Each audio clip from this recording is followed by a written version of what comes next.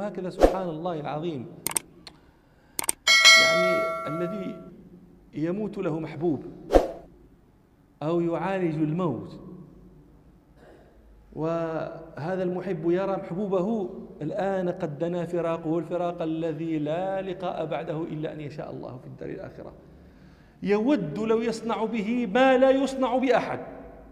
هي ترى أباها وأبوها، ثم هو أبو بكر بعد ذلك، كل بنت تحب أباها، ثم ما ظنك بأب هو أبو بكر، وتراه مفارقا، وهي من فرط محبتها تود لو أنها أخفته بين أضلعها، ويقول لها كفنيني في هذا الثوب القديم، فتود هي لو كفنته بجلدة عينها، تعال نشتري لك وقد أخبرني مرة إنسان يحفر قبورا في مقبرة من مقابر، قال أحيانا أرى من شدة حزن الناس على هؤلاء الذين على موتاهم الذين يموتون لا يدرون من عظم الرزية ومن شدة الفجيعة ما يدرون كيف يصنعون بهم. يود أحدهم لو يبني قبر هذا الذي يقبر من ذهب، يظن أنه يعني يصنع به،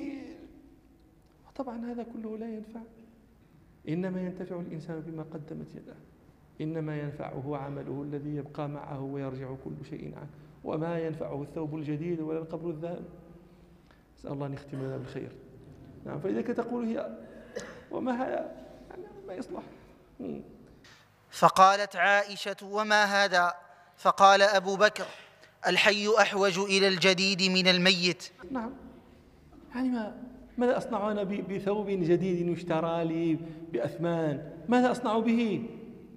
وهي القبر موضع للزينة وللتحلي وللبس الثياب الفارهة الجميلة، يأكلها الدود عن قليل أسلبها. قد تقدم لنا في المجلس الماضي ما روى أبو داود عن علي رضي الله عنه أن رسول الله صلى الله عليه وسلم قال: لا تغالوا في الكفن فإنه يسلب سريعا.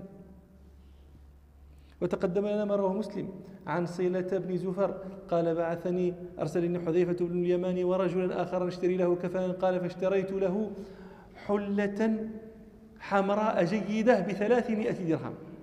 لماذا يصنع هذا؟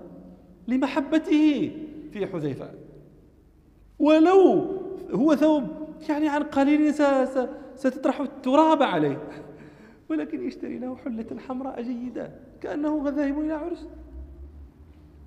قال: فلما رجعنا قال: أروني ما اشتريته، فأريناه فقال: ردوها واشتروا لي ثوبين أبيضين نظيفين، فإنهما لن يتركا علي إلا قليلا حتى ألبس خيرا منهما أو شر منهما.